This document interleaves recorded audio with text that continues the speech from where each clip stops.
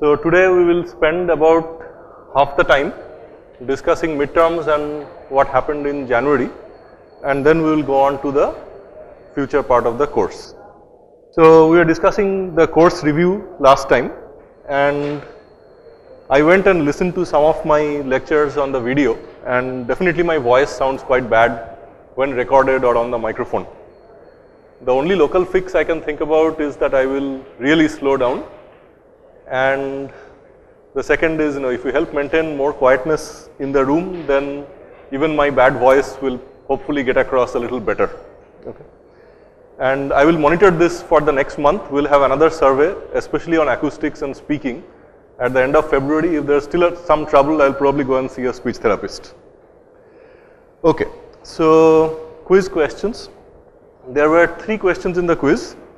If you don't get the first one at all, that's my fault. If you don't get the second one, that's your fault. And if you don't get the third one, it's undecided. We don't know whose fault it is. If you get at least half the paper right, you're doing okay. It's in the sense that don't worry about grades if you solved at least 1.5 questions reasonably well. If you solved all 3, then you're sort of done. If you decide to not come to class, well, not that extreme, but well, there's still a lot of fun stuff to learn. So the first question tested a whole bunch of different things. The first issue was, how are these characters and integers and long ints interacting together? So what we read from role of position is a character. Okay? These characters like quote 0 through quote 9, they don't represent the integers 0 through 9. They actually represent some ASCII code, which is an integer between 0 and 255 inclusive. When you do operations on them which look like arithmetic, and that includes relational comparisons, like if quote 0 is less than equal to roll pause, that is an arithmetic comparison. Implicitly, the system will think about both sides of the comparison as integers. And therefore, quote 0 will be transformed to the ASCII code for the character 0, and roll pause similarly will be transformed from a character inside the string roll to another integer value, and then those 2 integers will be compared. Fine. After that, the main operation done inside the body of the loop is ch, which is a long int, 64 bits, equal to roll pause minus 0. Okay. So in case the character at position pause was quote 0, this will result in the integer 0 going to character. If the character was the quote 5, then this quantity will be quote 5 minus quote 0, which is the integer 5. Okay. So in all cases, if the input character is a digit between 0 and 9 inclusive, that will be transformed to the corresponding integer between 0 and 9 inclusive, and that will be stored in ch. Okay. Similarly, in the second if clause, we will be testing whether roll pause is between a and z, and and then we will subtract a from it, which means that the resulting raw value will be between 0 and 25. After taking this value between 0 and 25, we will divide by 16 and take the remainder, which means that the resulting value will be between 0 and 15, okay, which is 1 hex digit. In both cases, ch gets a value between 0 and 15 inclusive, which is worth 1 hex digit. Okay. Now, I don't know how many people have roll numbers with characters in them. Anyone with roll numbers with characters in them? So you have a D if you are a dual degree student, and there are some other cases. Okay. So D will result in 3. Okay. A is 0, B is 1, C is 2, D is 3. Now, the second issue we are testing is, how is pause behaving? We are not picking characters from the roll string one by one left to right. Okay. Somewhat reminiscent of the Josephus problem, we are running over the roll buffer using a pause which is stepped differently from Rx itself. Rx clocks from 0 to roll.size. Rx's only job is to count that it has taken all characters once. In fact, that is itself not entirely trivial. I took the stepper of 13 because for everyone's roll number, whether it has 10 digits or 11 digits, 13 is co-prime to that length. And therefore, as you step through with a step size of 13 and you take modulus, mod of roll dot size, you will actually exhaust each character exactly once, but in some arbitrary order. Okay. So if your roll number is 11 characters long, then although Rx steps from 0 to 10 inclusive, pause steps through 0, 2, 4, 6, 8, 10 followed by 1, 3, 5, 7, 9. You can easily verify that. Okay. So the second issue being tested in the question is, do you understand how pause is visiting elements of the roll array in some arbitrary order? Now the third issue is, how was num being updated in every iteration? It was initialized to 0, and then as you read roll pause step by step, num was shifted left by 4 bits, thus making space for 1 hex digit. And because of the shift left, those 4 positions were filled with 0 bits. Okay. And then this num was XORed with CH. Now CH, as we have already seen, is a small number between 0 and 15. So its higher order bits, apart from the low 4 bits, everything was 0 to start with. Okay. And this was XORed with the other element. So XORing with 0 gives you the original value back. Right. So in either way, this is equivalent to replacing the 4 least significant 0 bits with the 4 bits of CH. Okay. So if the current roll pause is D, then CH becomes 3. So the bits 0, 0, 1, 1 will be shifted into the rightmost position.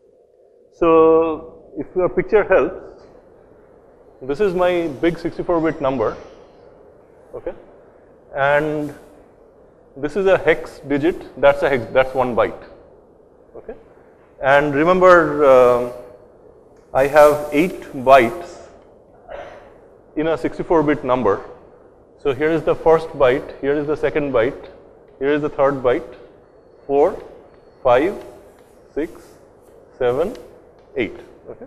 So that's the num. Okay. So in case you have 4, then this is just 4, and then those are all zeros. So this 4 means 0, 1, 0, 0. And if that is 0, then this is all zeros, 4 zeros. So what happens is, when you supply the new, so this is num, and here is CH.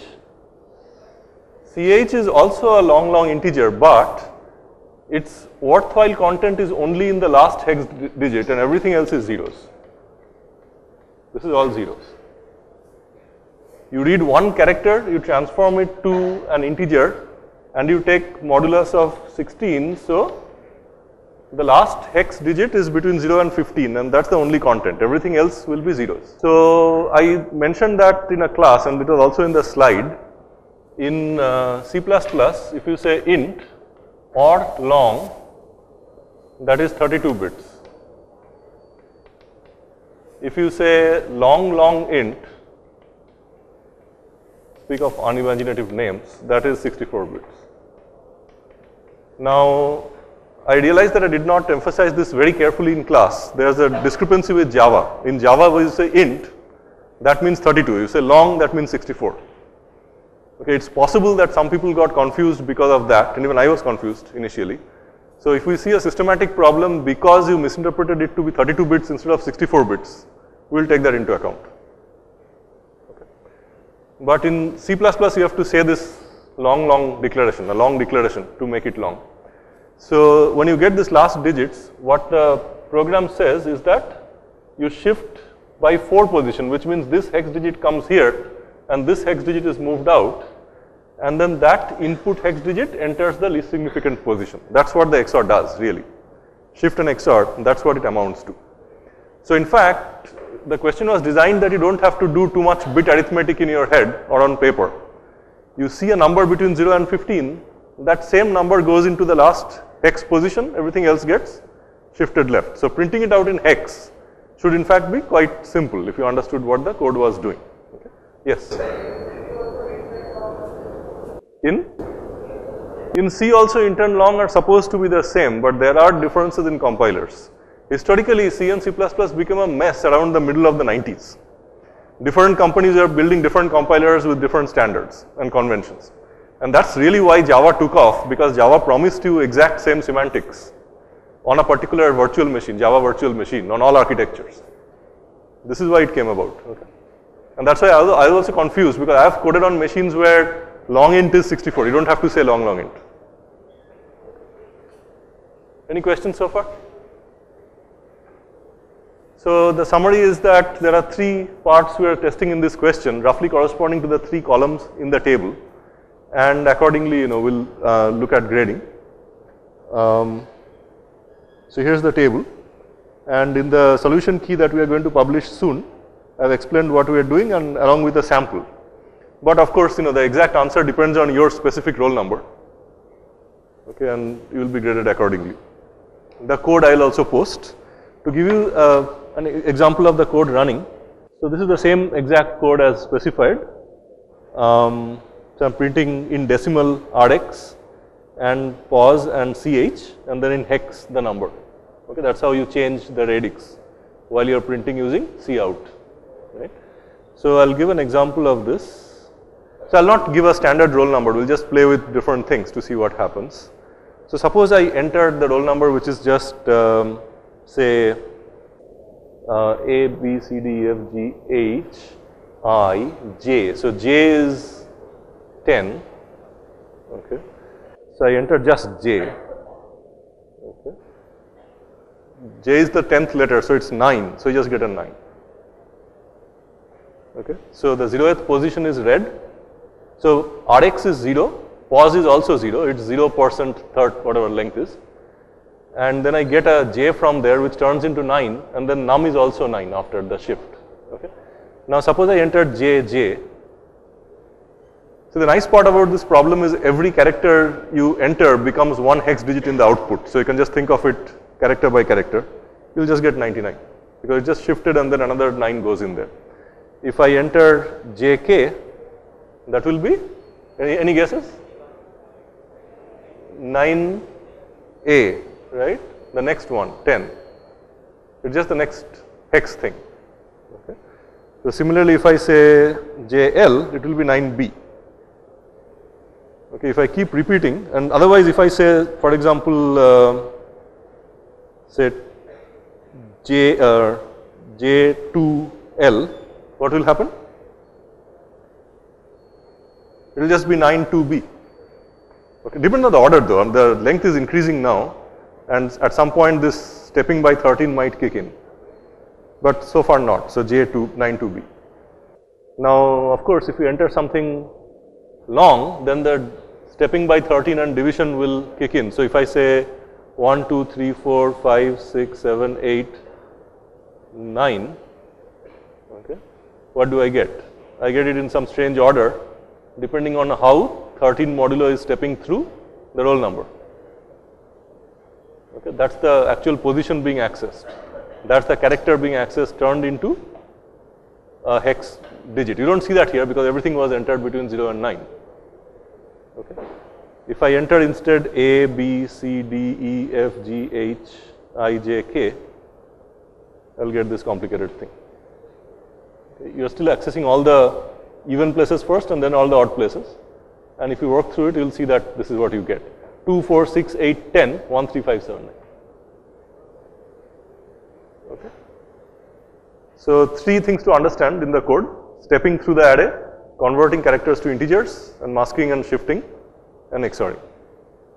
So the next question was probably simpler than the first one, at least less tedious. So maintain a decimal number as you see more and more digits, starting from the most significant digit. So you first see 3, so you think the number is 3. How do you do that? We already saw from question 1, the input digit is a character, it's not an integer. Therefore, the integer you want is digit minus code 0. Okay, so that's one element we will test. Then suppose you see a 1, then the number changes to 31.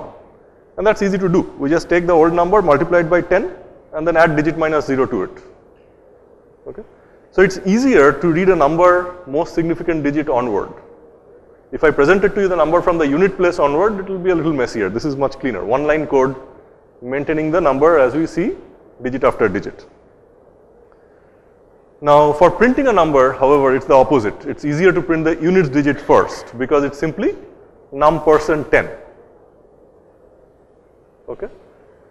And you can directly see out num%10 because that integer will be converted into a character inside the IOStream library as 0 plus whatever you gave it. That's how you turn things into characters. Okay? Now, to discard the units digit and brings the tens digit into the unit place, we all know how to do that. We simply divide by 10. So an integer division by 10 will discard the unit digit and bring the tens digit in. Okay? So that's how you print a number from the rightmost digit to the leftmost digit. Okay? Now given these two parts, one of the things we'll of course test for is that you put them together for the third part. That was the sole point of the exercise. So if we have to reverse a number in digits, part C just puts together parts A and B, we extract A, least significant digit first and pack into B as most significant digit first. Okay? So the code is really simple. While the number A is greater than 0, I keep shifting B left by one digit and then put in the current least significant digit of A in that least significant position, and then I divide A by 10. So question 3, you need a little bit of geometry knowledge, but I assume that all of you have it. So to find a point internal to a convex polygon that is not empty, that is it has 0 area. If it has 0 area, there is no interior point. Otherwise, you can just take the centroid of all the vertices, and that's very simple code to write. Okay? What you do is you add up the x's, you add up the y's, maintain a count of what you have to divide it through. That's already given to you as n. Then you divide it. Okay? That's the centroid of the polygon. Other solutions are possible. You can find some non-empty triangle or other subset of the polygon and take the centroid of that. Okay? Many other solutions are possible. Now the question as to is 0, 0 inside or outside? For each edge, okay, you have to test whether 0, 0 and x in y in are on the same side or different sides of the edge. Okay? And we know how to do that, which is you express the equation of a line as ax plus by plus c equal to 0. Now you can find a sign distance to the line from any point, and then you check if the signs are same or opposite. So that's requires a little thinking. Now we could have given away the exact solution about how to do that and tested you only on writing the code, but it seems like in real life you have to model such things starting from the physical description and then map it to the number. So this was a small test of that. And the area problem is probably even slightly easier because everyone understands that the area of a polygon can be decomposed. You can either decompose it based on x in, y in and have like pieces of a pie, star like, or you can use any corner vertex like that and then you can triangulate it by connecting it to the other vertices. In either case you should get about the same result. Okay. So this and many other schemes will get full credit if they are correct. Okay. And then there was one assumption which was expressed during the exam, which is that assume that there is no vertical or horizontal edge. That was partly for part 2 where you have to find the equation of the line. Okay. It may or may not have mattered. Okay. Assuming that makes life a little easier, but it's not necessary in this particular case. So that was the midterm review, and as I said, we'll not test exact syntax. If the main idea is correct, you'll get most of the credit or all the credit. If there is a systematic problem like long int versus long int, we'll of course take care of that. One other comment, people asked where you can practice solving problems like this, and if you look at the main course page, then on the right side panel there is a link to all earlier offerings, and in many cases old exams are linked through. So there's enough problems to practice on if you're looking for them. So we get back to arrays and loops. And last time I discussed merging two sorted arrays, but since a lot of the class was not present, let me go through it again. Somewhat faster because we have the animation to help us. So suppose I have two arrays, and by the way, some people are still not comfortable with how arrays are declared or accessed. So the syntax looks deceptively sort of confusing. Both the declaration and access uses the box bracket notation. You declare by defining the type of the array. followed by the name of the array, and then inside box bracket the capacity of the array. Whereas you access using the same name and some index, where the index has to be between 0 and capacity minus 1. Okay. So coming back, suppose you are given two arrays which are, say, double precision, A with m elements, B with n elements. Elements may repeat, but these two arrays are individually sorted. The output is an array whose size is the sum of the input arrays, m plus n. And the goal is that C will contain all the elements of A and B, including repetitions. And C has to be also sorted. C should be in increasing order, just like A and B are in order. So that's a merge of the two arrays. For example, if A is 0, 2, 7, 8 and B is 2, 3, 5, 8, 9, then C has to be their merger. If that results in duplicates, so be it, it has to be sorted. So 0, 2, 2, 3, 5, 7, 8, 8, 9. That should be the sorted array. Now the merge approach is fairly simple. We have all done that, like card shuffling and so on. Or even in the TAs will have to take all your answer scripts and check the roll numbers and merge them from arbitrarily collected piles. So it's the same as that. You maintain two indices, AX on A and BX on B, which are also called cursors. And at any point, AX points to one place, BX points to one place, look at those two values, pick the smaller one, send it to the output, okay? And then whatever value you have consumed, you have to advance the cursor for that. So if comparing 0 and 2, I send out 0, I consume that 0 from the input A, and therefore AX has to switch to the next position. Now I compare 2 and 2, and let's say arbitrarily again the upper one wins. Then 2 is sent out and AX again advances to 7. Now I compare 2 and 7, and this time BX's contents win. So 2 is passed out and B advances to the next place. So this keeps on going. In every step you compare the head of the two queues, so to speak, and then take the smaller guy and advance that. So 3 is copied out, BX advances to 5, BX wins again, advances to 8, now AX wins, advances to 8, and so on. Okay. Now this ends in a couple of ways. Suppose the two arrays are exactly the same length and they have strictly interleaving values, you might have them end up at about the same time, but in any case what happens is one array gets over first, okay, and then the other array is left with something. And no matter what that remainder is, it's always larger numbers than anything you have passed out to the output so far. So now you have to just clean up the remaining non-empty stream to the output. So the code looks like this. A and B are suitably initialized by some other code which we won't show. Initialize the three cursors. A and B are, AX and BX are what are called read cursors because we'll use them to read A and B, not write them. Whereas CX is called a write cursor because we'll use it to poke values into C and advance CX. Okay. Now we put up this loop which is best written as a while loop in this case. Okay. While AX is less than M and BX is less than N, which means while there are elements left to consider in A and B, both. Okay. We look at the head elements A of AX and B of BX, we compare them. If A wins, namely it is smaller, then we set C of CX to be equal to A of AX, and we advance both the write cursor and the read cursor which we used, which is AX. So we write C of CX plus plus is A of AX plus plus. Otherwise B wins, okay, even if they're equal, say B wins, then we set C of CX equal to B of BX and advance those two cursors. At the end of this loop, because of the loop condition here, at least one of the arrays will be finished, over, okay. So we just put up two loops saying while there are remaining elements in AX, just append those to C. While there are remaining elements in BX, append those to B. In reality, exactly one of these loops may execute or none may execute. Okay. So that's the merge code. Now this suggests another way to do sorting.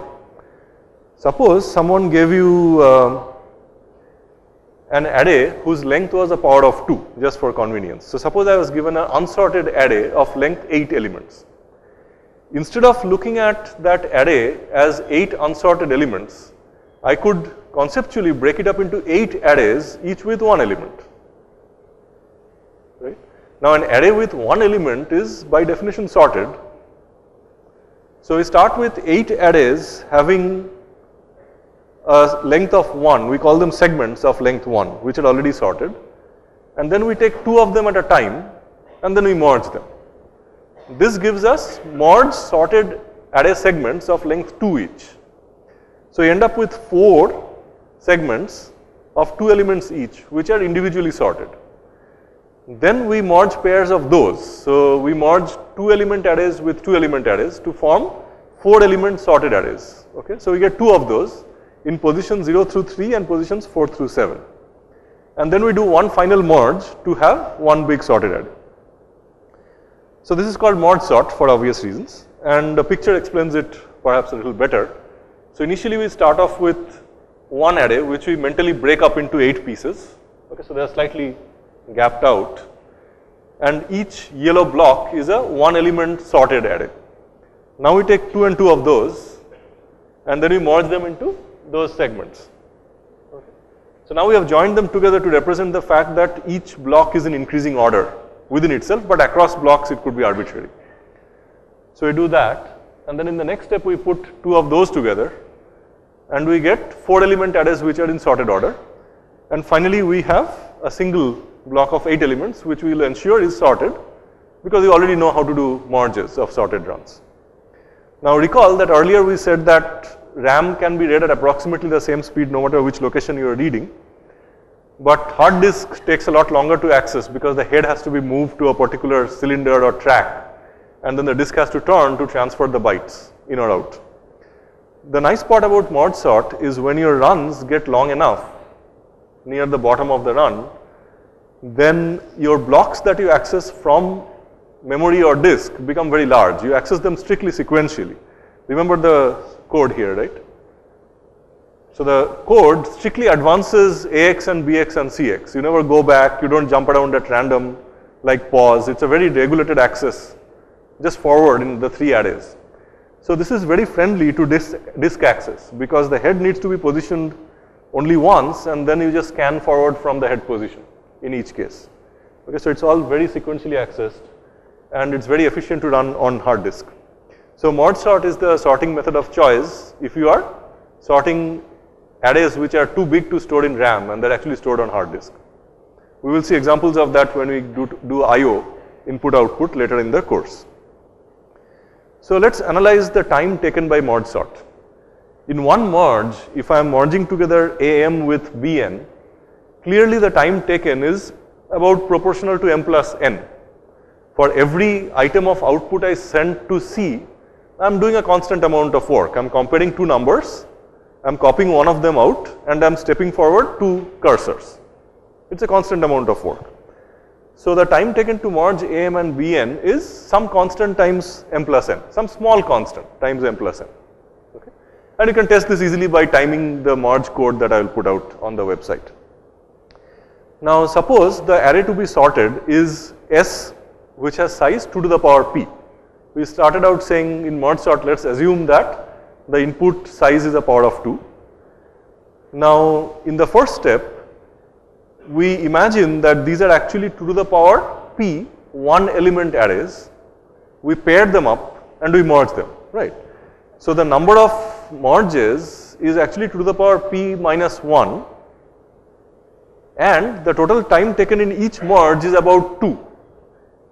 So the total time is again 2 to the power P. Okay. So if you look at this picture, in the very first step, merging these two takes 2 units of time, that takes 2 units of time, and the total number of merges is 4.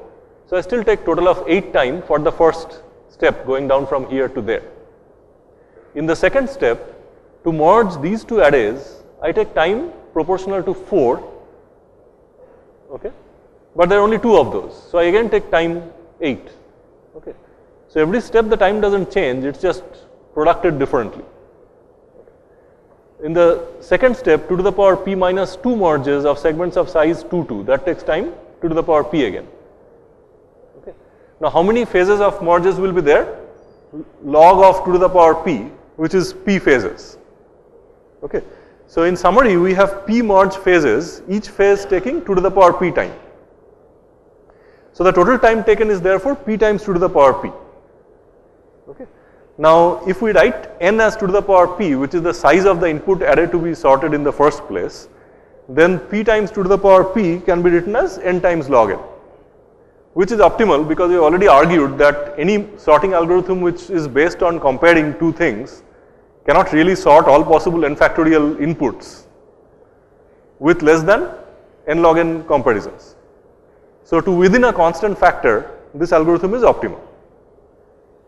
Okay. So, we have seen now two sorting algorithms.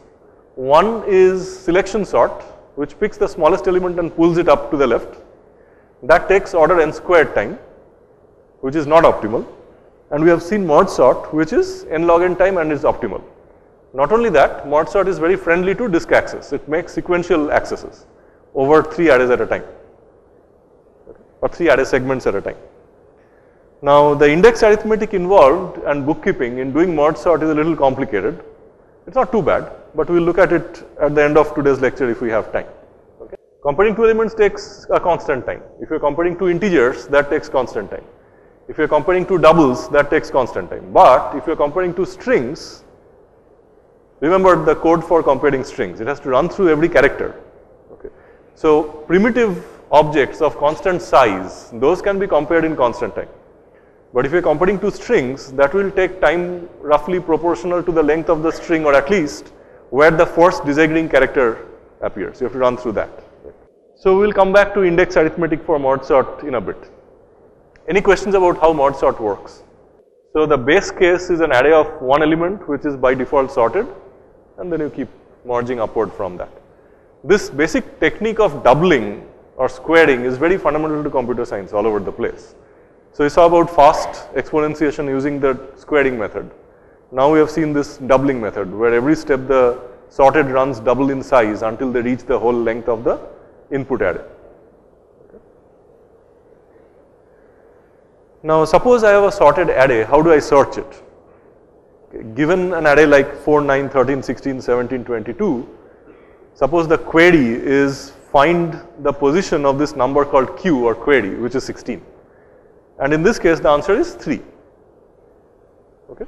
16 appears at position 3, 0, 1, 2, 3. Now, maybe by convention, when you do a search like this, you declare that if q is not found in the array, your reply should be say -1 to designate that it was not found anywhere in the array. Return some illegal value, which cannot be a legal index into the array.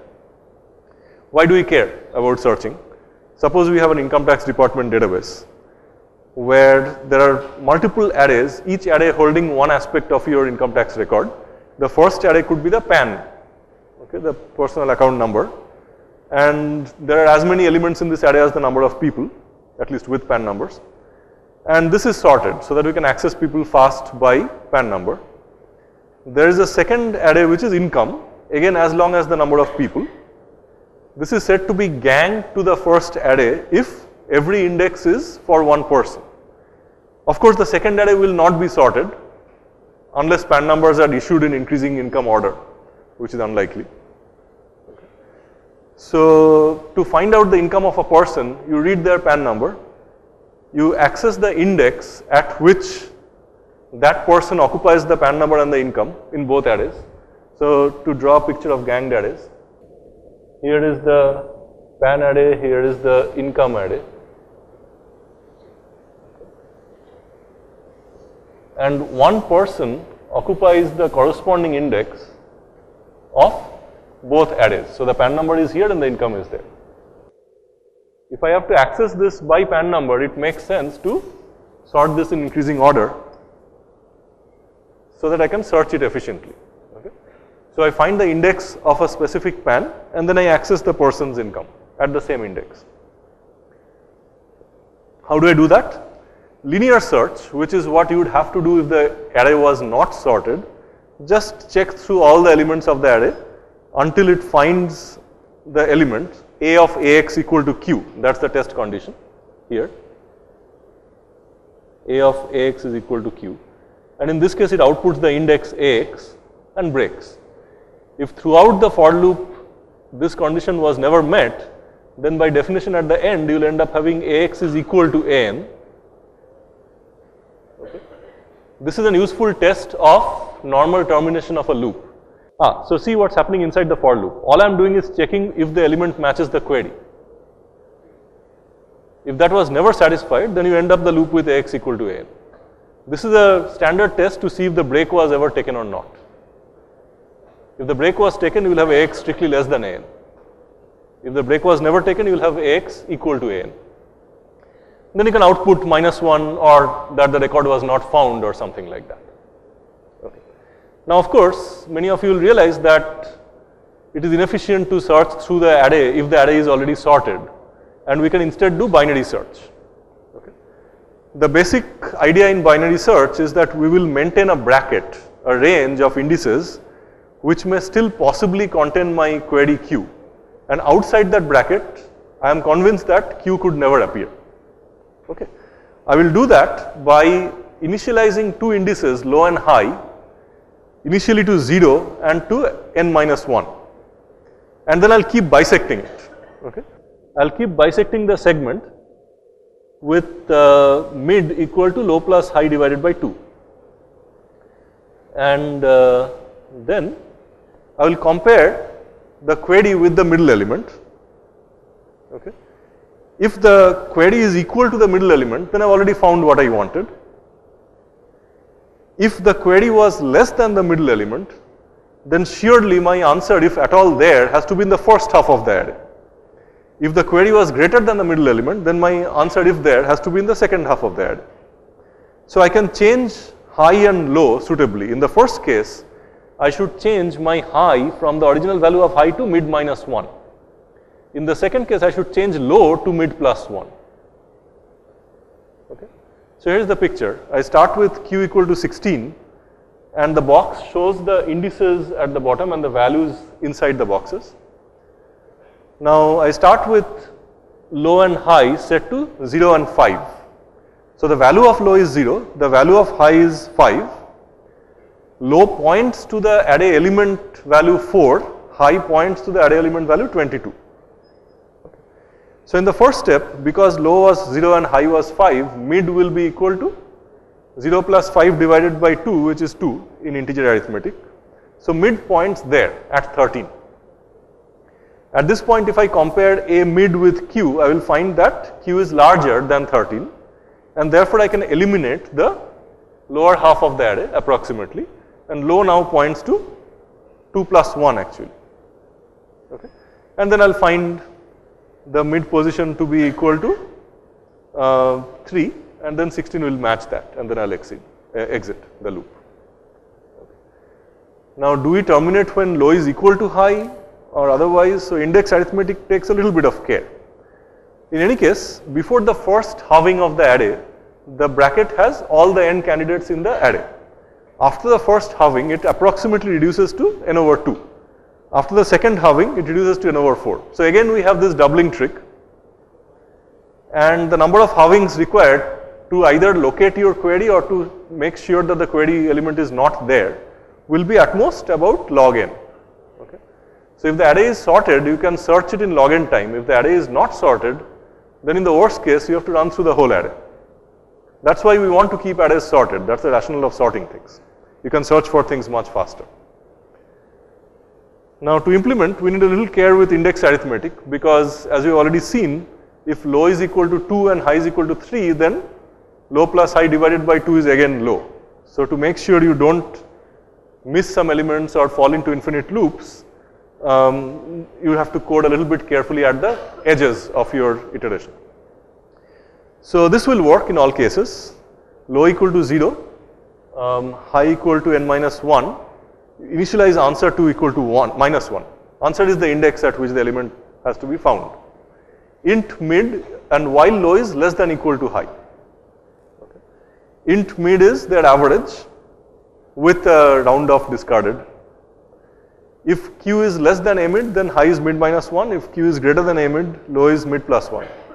If it's equal, then answer is equal to mid and break. Okay. Now, what do you do if answer is minus 1 at the end of the loop? You could either report minus 1 saying the array element query was not found. It's also conventional to return the negative form of the index where the query should have been inserted. Okay. So you'll sometimes see C and C++ or Java libraries not returning a -1, but returning minus of a number which when negated would give you the right place to insert the new element. And that's often useful if you now want to insert a new pan number into the array. Okay. So that's binary search. Any questions on this? On binary search? So the summary is I don't want to search the whole expanse because I know it's sorted. I'd rather use a bracketing technique. I'll initially have the bracket cover the whole array. In every step I'll find the midpoint. I'll see if my query should go to the right or left half. Accordingly I should shrink either the left or right part of the bracket. So let's spend some time coding this up to see how it works.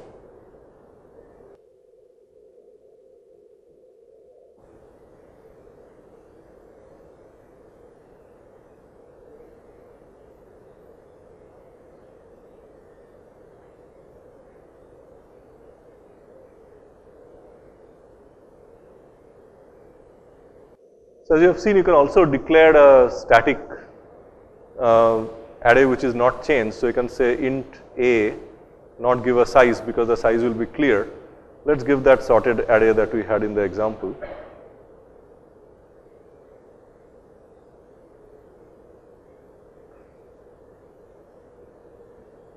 Okay, that's also acceptable. The length is implicit. We know what the length is. But just for do something about it. So let's say an is equal to 1, 2, 3, 4, 5, 6 elements, right?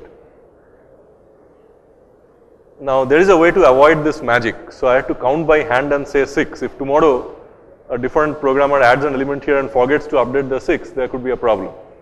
Okay. So we'll see how that can be bypassed a little later. And suppose I say int query is equal to say 16. Okay. Now I'll paste in that other code.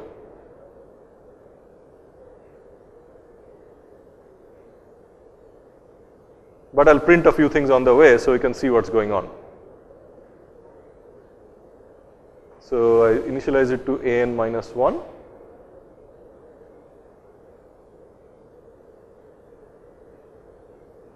So at every stage, I'll first print out low and high.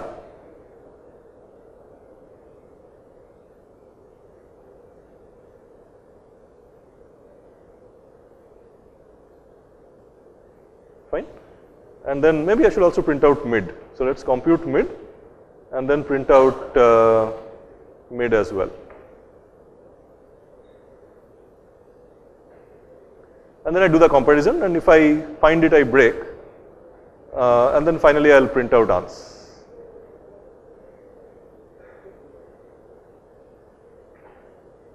So the code is the same, just doing a few printouts. Query is 60.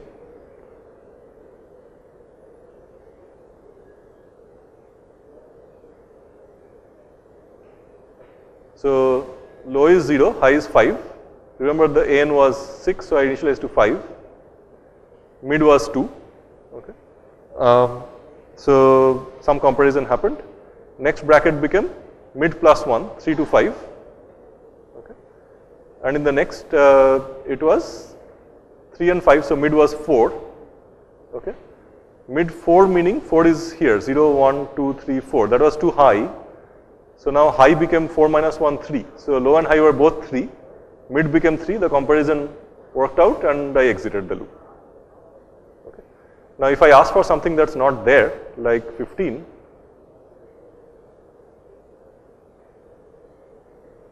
I end up with minus 1, but the last place I checked was 3. Okay. It was bracketed between 3 and 3, there was nowhere else to go.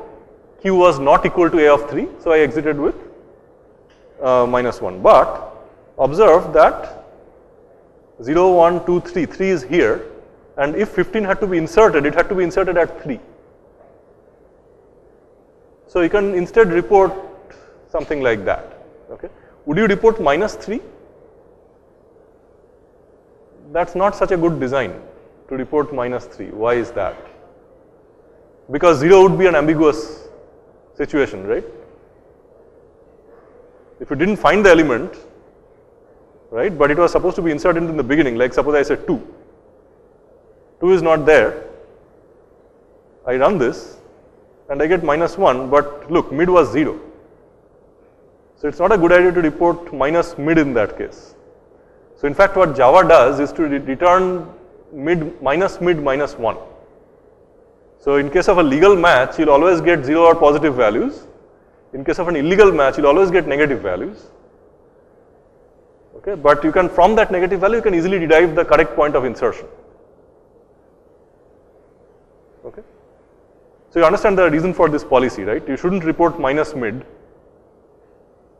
because it might be 0 and then you won't know. So it's good to have a convention that not found is strictly negative, found is 0 or positive, but the negative value can be encoded to return the position where you have to insert, in case you have to insert a new person's PAN number. Okay. One more comment about the mod sort. Suppose my specification was not to retain duplicates, but to squeeze out duplicates. You realize that as I am scanning those two cursors and sending output, I can always remember the previous value, and if the next incoming value seems to be a duplicate, I can always throw it away. So mod sort is also an excellent way to do what's called merge purge, which is to remove duplicates from the incoming stream. Okay. So that is binary search for you. The code will of course go on the site. Okay. The next problem we will look at is very related, which is median. Now suppose I am given a sorted array A with n elements. By definition, depending on whether n is even or odd, the median is either at A of n over 2 or it's at A over n over 2 and A of n over 2 plus 1. If the array is of even size, there are 2 medians. If the array is of odd size, there is only 1 median. Okay. So finding a median is trivial if you can sort the array. Similarly, you can find quantiles, percentiles, no big deal. You sort the array. Suppose the array had 100 elements, the 10th element, the 20th element, this would be the deciles of the array. What if the array is not sorted? The trivial approach is to behave like a mathematician, reduce it to a known problem by force sorting it. Okay. This will take n squared or n log n time. So for a long time, in the early days of computer science, there was this open question whether I can find the median of an unsorted array without sorting it. It's a very, very intriguing problem. After sorting it is obvious, it will take you at least n log n time. Now it's not too difficult to see that finding a median element will take you at least n time because you have to inspect every element. Right. If I didn't inspect the last element, I can always sneakily change the last element so that it becomes your median. So there's no avoiding reading every input. So n time is required. The big question was whether you can find median of an unsorted array in n time, or do you need n log n time to sort it, or is it something in between? So it turns out that a constant times n steps are enough to find a median. The constant is a little large, maybe 11n or something like that. And the algorithm is not at all trivial, it's quite complicated. And the analysis is also fairly complicated to start with. But so I won't discuss it in class, but I just wanted to tickle your curiosity saying, okay, I don't really need to sort an array to find the median, how is that possible? Or any quantile in fact. I can find it without sorting in linear time, but the algorithm is quite non-trivial. So we won't discuss that. I'll discuss a simpler problem, which is suppose we are given 2 sorted arrays, again am and bn. Suppose their merge is C of m plus n, and we have seen how to merge it. Okay.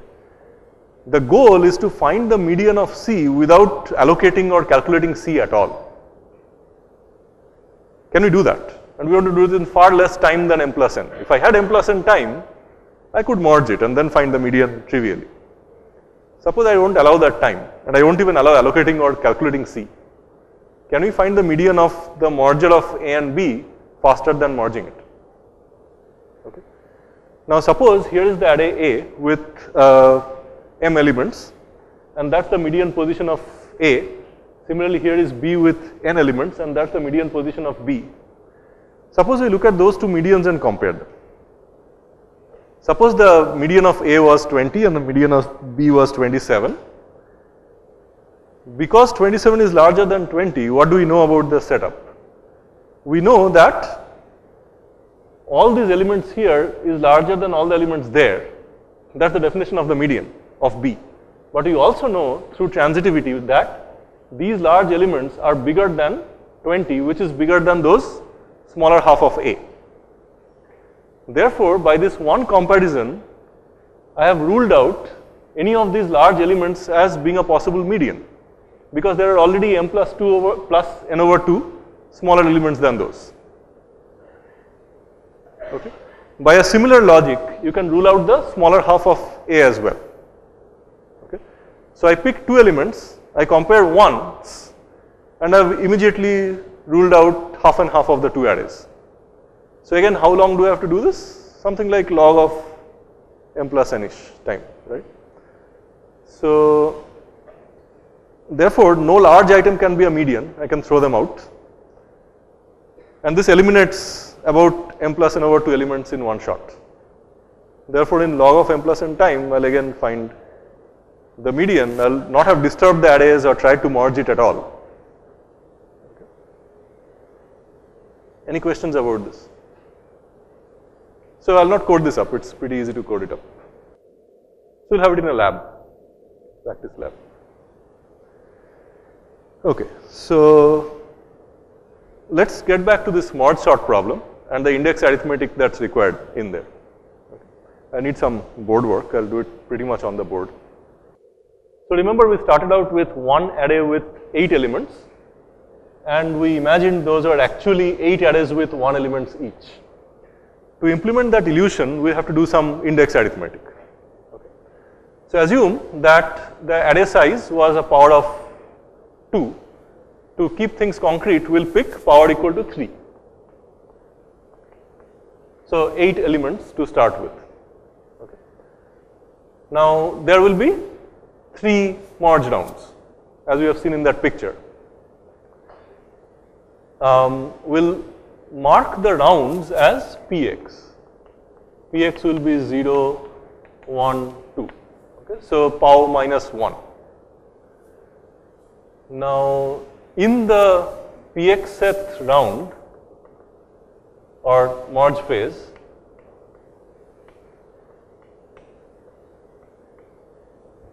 what happens? So remember, initially Px is equal to 0.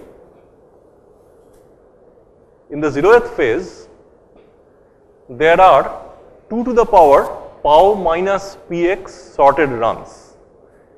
In the 0th phase, there will be 8 sorted runs.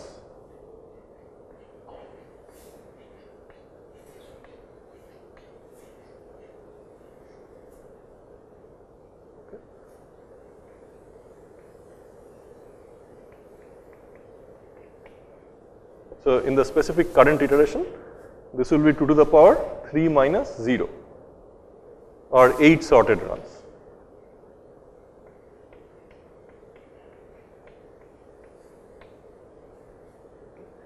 Each with 2 to the power Px elements. So in the first iteration, that will be just 2 to the power 0 or 1 element each. Fine. Now, how do we count them off as indices?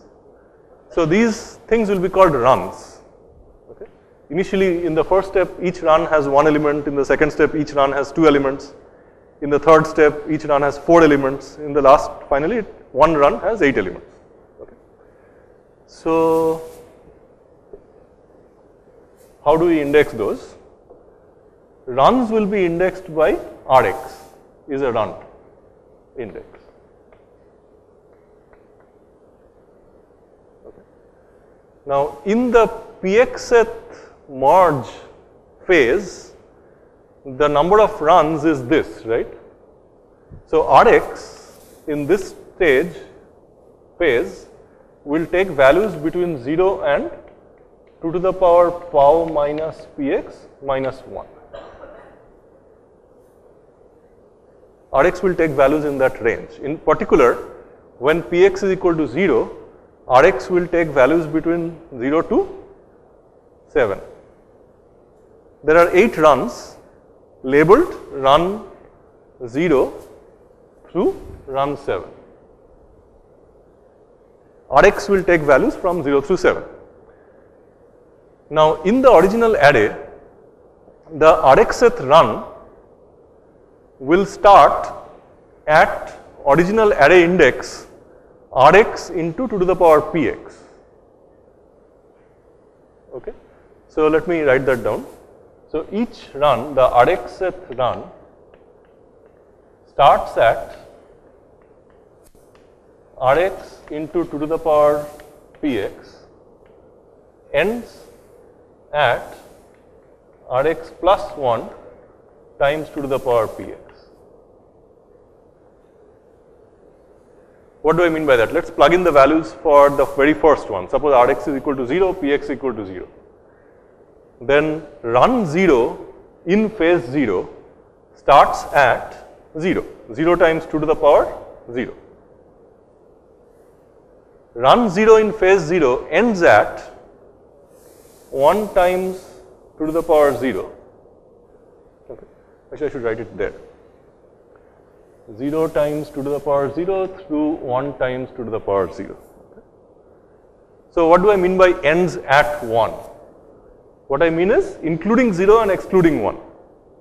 In C and C++ and Java, it is very convenient to index from a first element of 0 to a last element which is n minus 1. So, when I say this run ends at position 1, I exclude 1 and it is up to the previous one. Okay. How about the second run, which is run number 1? Run number 1 starts at 1 times 2 to the power 0, ends at 2 times 2 to the power 0. So, the second run goes from 1 to excluding 2. The third run goes from 2 to excluding 3. So, every run has exactly one element and it is indexed like this. Fine. So, how many people are comfortable with the indexing so far? Original 8 elements logically broken up into 8 runs, each run having one element. Okay. Can I have a show of hands? How many people are okay with the indexing so far in the first phase when Px is equal to 1, 0. Px is 0, pow is 3, okay. The number of runs is 8, the runs themselves are numbered 0 through 7 and the Rxth run goes from this to that. Okay. Now, let us wipe out the yellow stuff and then let us look at what happens when we go to the second phase. So, let us say Px is equal to 1. When Ps is equal to 1, we actually have one run like this, we have another run like that. Okay. So, we have 4 runs. Why 4 runs? Because we are now in this stage, Px is equal to 1, pow minus Px is 2 and we have 4 runs, each with 2 to the power 1, which is 2 elements, each with 2 elements. Now, runs are now counted between 0 to 3. There are now 4 runs. Now, the run count has decreased in the range 0 to 3. And now, where do the runs begin and end? So, in Px equal to 1, if Rx is equal to 0, so this is Rx, I have 0 times 2 to the power 1 through 1 times 2 to the power 1. That is the first run. The first run goes from 0 to excluding 2.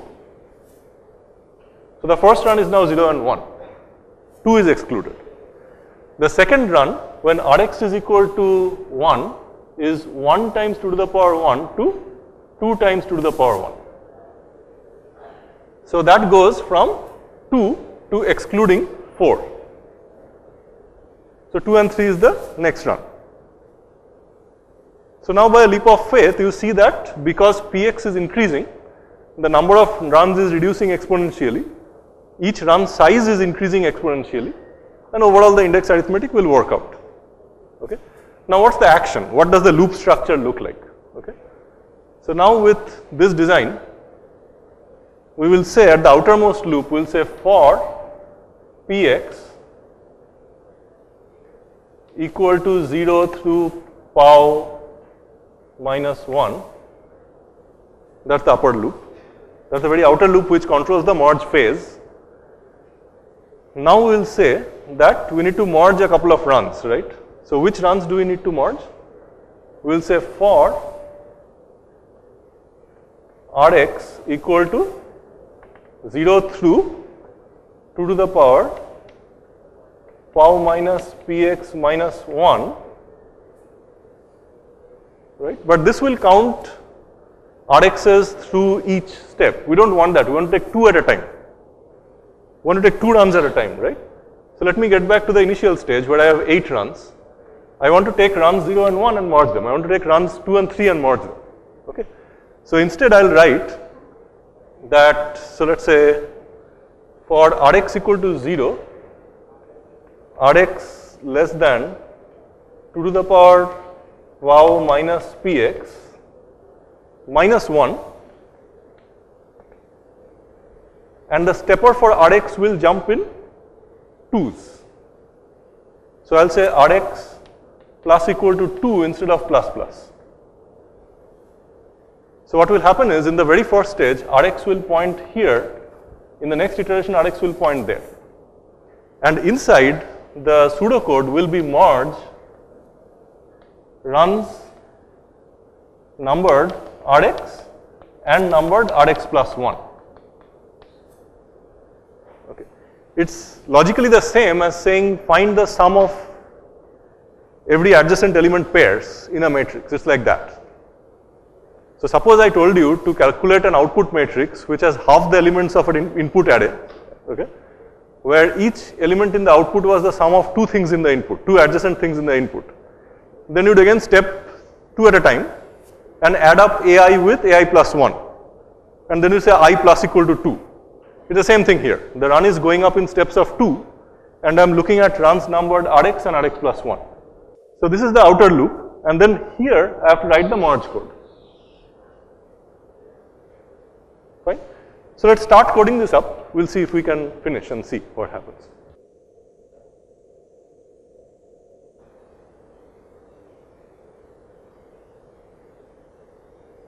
So I'll copy that over.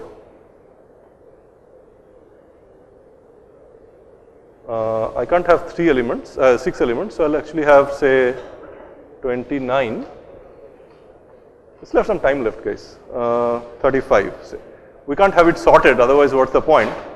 So we'll have 35 and we'll have 4.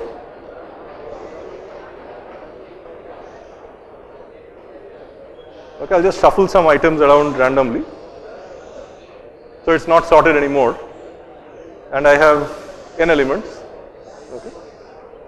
So now I'll say for int px equal to 0, px less than, what was px going up to? 2 to the power to power, right? So power was 3. Okay. Power was 3. Okay. Now I say px less than 3 or pow plus plus px.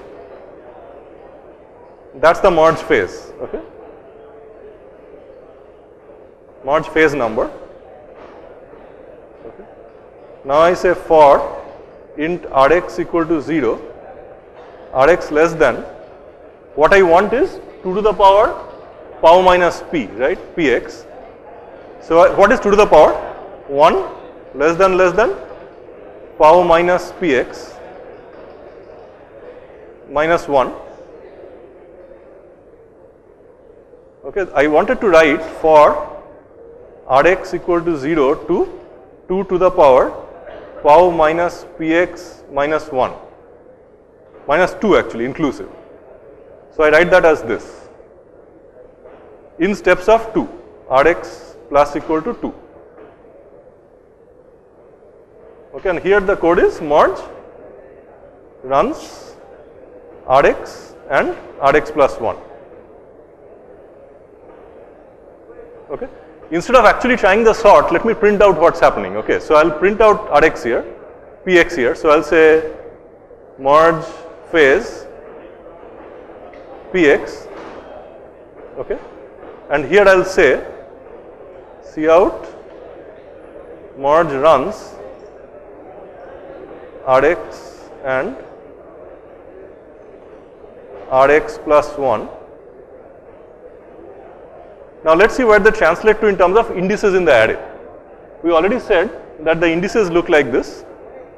So say const int L run, the left run, okay, L run begin and L run end. Similarly, we will have const int right run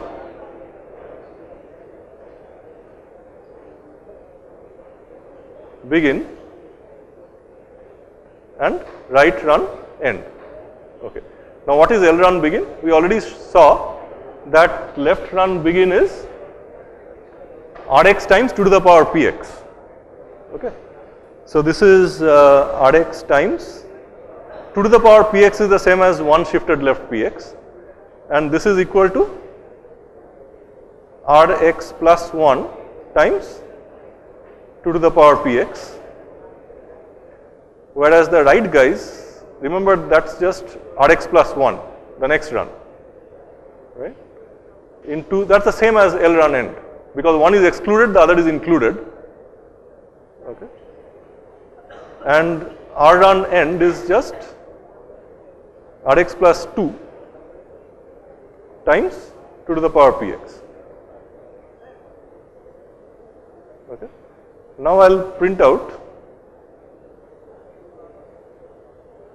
Cout merge elements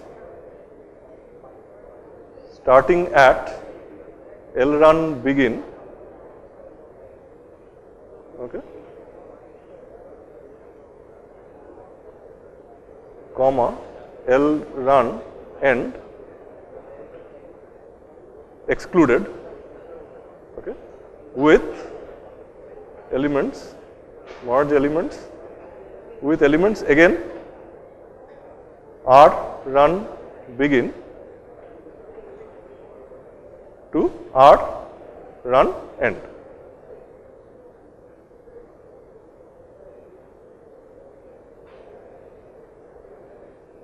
So, see what I am doing? I am basically printing out the element ranges to be merged. So, I merge L run begin to L run end with elements R run begin to R run end. I am just printing out the indices, I am not doing anything on the array itself.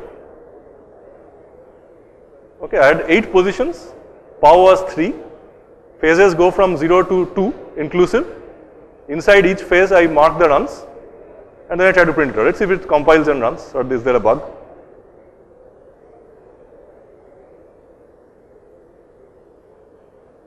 So, I won't do anything to the array at all. So, it is a merge phase 0, merge runs 0 and 1, 2 and 3, 4 and 5, 6 and 7. Those are the 4 pairs of runs. So, merge element 0, 1 with 1, 2, 1 is excluded, so it is just 0 with 1, runs 2 and 3 is 2, 3 with 3, 4, 4, 5 with 5, 6, 6, 7 with 7, 8. In the merge phase 1, hang on guys, if I strain my voice everyone will just suffer. So, in phase 1, I have how many runs? Runs 0 and 1, 2 and 3. Runs 0 goes from element 0 and 1 to 2 and 3. Merging runs 2 and 3 means merging elements 4, 6 with 6, 8, okay, which means actually 4, 5 with 6, 7. And in the final merge phase 2, there are only 2 runs to merge, 0 and 1.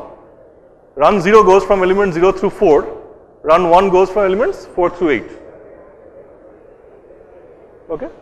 So, you see how the doubling takes place. There are 4 runs being merged here, 4 plus 4. There are 2 runs of 2 elements being merged here. There is 1 run or 2 runs of length 4 being merged here to result in the sorted sequence. So, now let us actually run the sort and see. So, we will not just say we are doing it, we will actually want to do it. And how are we doing this? We have to allocate a second array, say, which is the sorted array. Okay. So, same size. Now, that is uninitialized to garbage, we do not care. How does the merge work? We initialize int the two runs, right? So we have AX equal to L run begin, okay, BX equal to R run begin, CX equal to L run begin again. See, when we merge this and that, say we have these two runs with two elements each. In the C array, we want these four to come to the same place. So CX will initialize there, AX will initialize here, BX will initialize there. So CX will go to the same as L run begin. So this is again L run begin. We set up the beginning of the merge sort.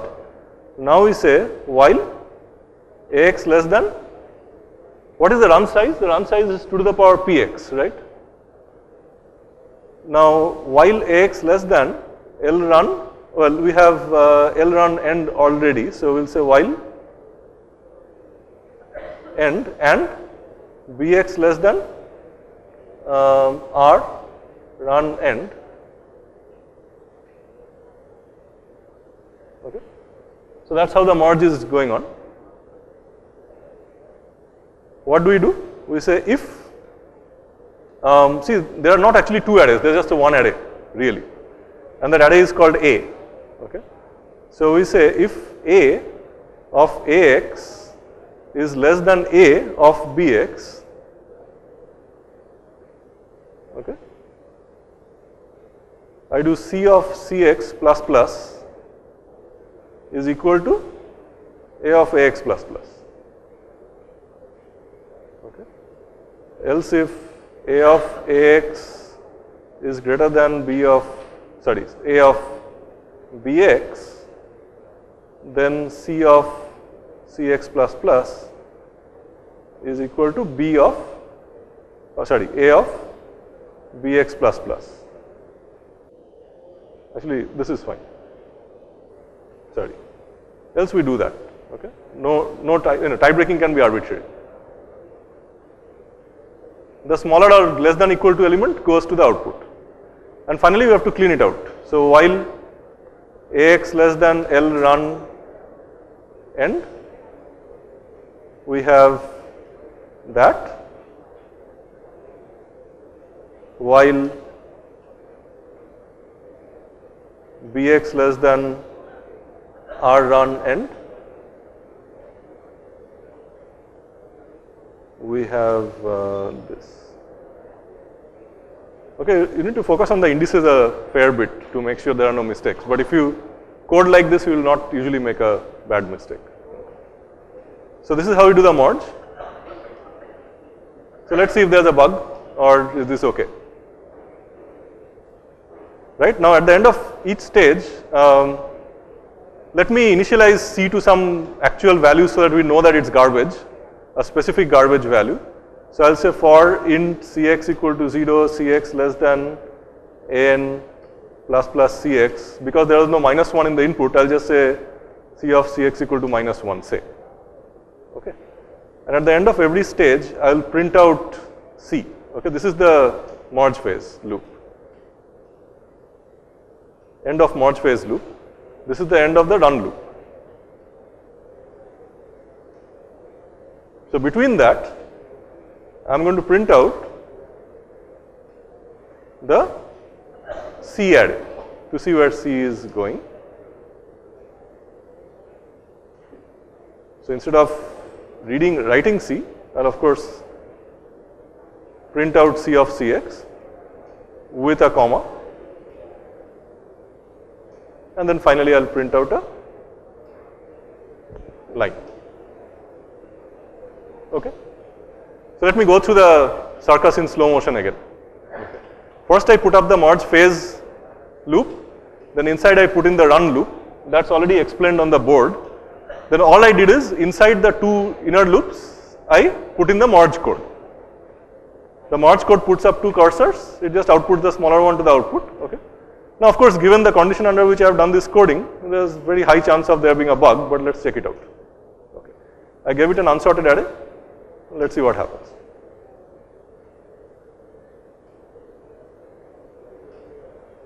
So clearly this is not really working. Mod space 0, well 935, 16, 22, 13, 17, 429, that was correctly done. Okay, look, the original array was 35, 9, 22, 16, 17, 13, 29, 4. So that all the 2 element sections were unsorted, right? But at the end of the first phase, at least it did the right thing. Okay, 35 was correct, 16, 22, 13, 17, 429 was correct. And then it made some mistakes. Merge elements 0, 2 with elements 2, 4. That was supposed to give me 9, 16, 22, 35. So somehow that didn't happen. Okay. So the mistake was clearly in the second step. How did that happen? Okay. So I can post this code and you can investigate it to see where the bug is. Okay. Bug fixing is an important part of coding. So try it out. Okay.